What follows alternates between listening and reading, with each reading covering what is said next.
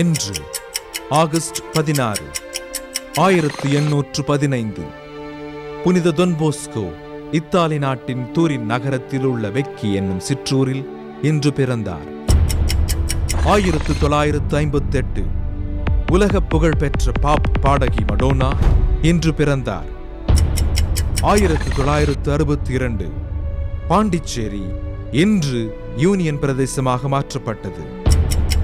2003 Uganda நாட்டின் முன்னாள் சர்வாதிகாரியான இடி அமீன் இன்று காலமானார். 1886 இந்தியாவின் ஆன்மீக சுடரொளியாக திகழ்ந்தவரும் சுவாமி விவேகானந்தரை உருவாக்கியவருமான ராமகிருஷ்ணா பரமஹம்சர் இன்றைய தினம் காலமானார்.